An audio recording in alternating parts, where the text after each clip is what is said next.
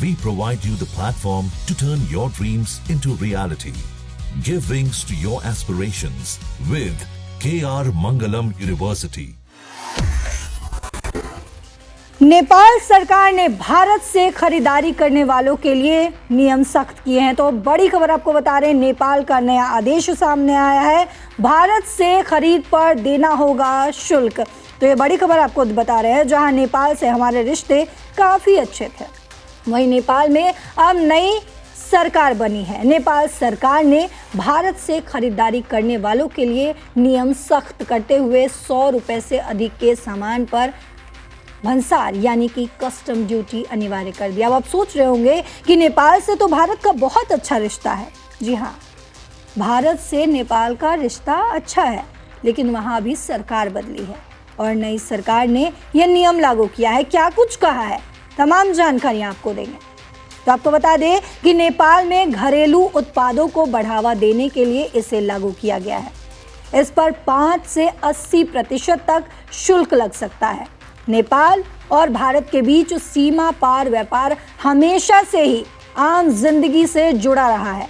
नए नियम का सीमावर्ती इलाकों में खरीदारी और छोटे व्यापार पर सीधा सीधा असर पड़ सकता है। इससे भारत के स्थानीय व्यापारियों की चिंता भी बढ़ गई है। नेपाल में बालेंद्र शाह मंत्रिमंडल के नए फरमान के बाद भारत नेपाल सीमा से जुड़े इलाकों में हड़कंप मच गया है। इस आदेश में किसी एनजीओ या सरकारी संस्था को भी कोई छूट नहीं दी गई है। स्थानीय प्रशासन द्वारा इस नियम की जानकारी लाउड स्पीकर के माध्यम से आम लोगों तक पहुंचाई जा रही है। मतलब सोचिए कितना बदलाव आ रहा है। नई सरकार बनी और ये सारे नियम लागू होने लगे। ये भी आकलन लगातार करते रहिएगा कि आखिर इसके पीछे कौन हो सकता है। सीमा क्षेत्र के अधिसंख्य लोग जो है, यानी कि ज़्यादातर लोग जो है, रोज़मर्रा की ज़रूरतों के लिए भारत और नेपाल के बाज़ार पर पूरी तरीके से निर्भर रहते हैं। यहाँ से वे सस्ता सामान खरीदते हैं। सीमावर्ती दुकानदारों के व्यवसाय पर भी इस निर्णय का नकारात्मक प्रभाव पड़ने की आशंका व्यक्त की जा रही है।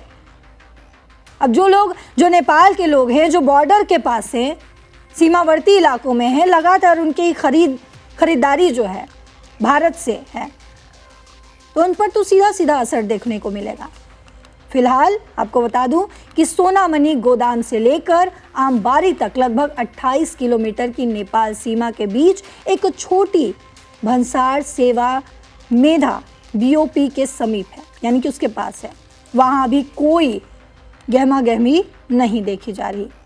नेपाल की गीता कार्की, राहुल बसेत, मयंक थापा और इन सब ने बताया कि सीमा से सटे क्षेत्र के लोगों के लिए भारतीय बाजार में सस्ते और सुविधाजनक विकल्प उपलब्ध है। यहाँ से लोग दाल, तेल, नमक, चीनी, सब्जी, औषधि यानी कि दवाइयाँ और अन्य खाने की चीज़ें जो है खरीद कर अपने घर की ज़रूरतें पूरी करते हैं। लेकिन अब सोचिए कितना बड़ा फैसला लिया गया है। ये नया नियम लागू होने से छोटी खरीदारियों पर भी इसका असर पड़ेगा। लोगों का कहना है कि ये निर्णय सीधे तौर पर गरीब, मजदूर और दिहाड़ी पर निर्भर परिवारों को प्रभावित करता है, जो लोग रोज़ाना 200 या 300 रुपये कमाते हैं। अब सोचिए 200 या 300 रुपये का सामान खरीदकर अपने परिवार का गुजारा करते हैं, उनके बारे में सरकार को सोचना चाहिए। वहीं इस पर विशेषज्ञों का क्या मानना है, ये भी बताऊंगी आपको। इन फैसलों पर जो बड़े विशेषज्ञ हैं, उनका मानना है कि सरकार का उद्देश्य भले ही राजस्व बढ़ाना और अवैध व्यापार पर रोक लगाना हो, लेकिन इसका प्रभाव आम निवेशकों पर ज़्यादा पड़ेगा। बड़ी कंपनियों के बजाय छोटी खरीदारी इस नीति की मार झेलेगी। छोटी भंसार सेवा मायागंज मेधा बीओपी पर तैनात अधिकारियों ने बताया है कि फिलहाल वरीय अधिकारियों का निर्देश प्राप्त नहीं हुआ, यानी कि बड़े अधिकारी जो हैं उनका निर्देश जो है वो नहीं मिला है। निर्देश मिलते ही नियमों का सख्ती से पालन किया जाएगा।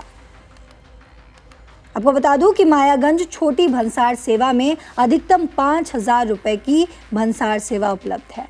नेपाल में भारतीय नंबर प्लेट वाले वाहनों के संचालन को लेकर सख्त कानूनी प्रावधान भी लागू कर दिए गए हैं। अब यातायात नियमों का उल्लंघन करने पर भारी जुर्माना और वाहन जब्त होने तक की कार्रवाई की जा सकती है। जी हाँ, नेपाल सरकार द्वारा लागू भंसार यानी कि कस्टम, जी हाँ, कस्टम महाशुल्क एन 2071 के तहत भारतीय सवारी साधनों को नेपाल में प्रवेश के लिए कस्टम अनुमति लेना अनिवार्य कर दिया गया है।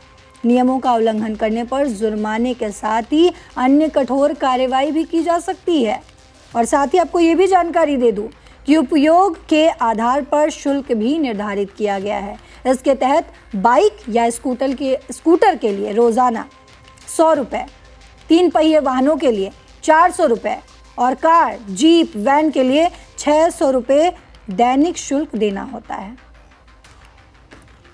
भंसार शुल्क चुकाने के बाद भी कोई विदेशी वाहन एक आर्थिक साल में अधिकतम 30 दिनों तक ही नेपाल में चलाया जा सकता है, चाहे वो अवधि लगातार हो या अलग अलग हिस्सों में। अगर कोई वाहन तय समय सीमा से ज़्यादा नेपाल में रखा जाता है तो बाइक या स्कूटर पर हर दिन प्रतिदिन 2000 रुपये और जो अलग वाहन है अन्य वाहनों पर 2500 रुपये प्रतिदिन अतिरिक्त शुल्क लगाया जाता है। ये बड़ी जानकारी आपको दे रहे थे, जहां नेपाल में सरकार बदलते ही सरकार ने ये बड़ा फैसला लिया है, भारत के खिलाफ ये फैसला लिया है। हालांकि फिलहाल इस पर भारत ने कोई बड़ा एक्शन नहीं लिया है, कोई अभी अनाउंसमेंट नहीं किया गया है भारत की तरफ से।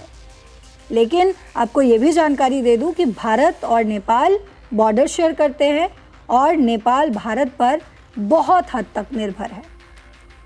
तो क्या नेपाल में जो नई सरकार बनी है, जिस तरीके से नेपाल में नई सरकार बनी है, वो भी हमने दृश्य देखा हुआ है। ये जो फैसला लिया गया है, क्या इससे नेपाल के लोग जो हैं वो सहमत होंगे? क्या नेपाली लोग जो हैं वो सपोर्ट करेंगे नई सरकार को, या फिर हमें एक बार फिर से बांग्लादेश वाला रूप देखने को मिलेगा?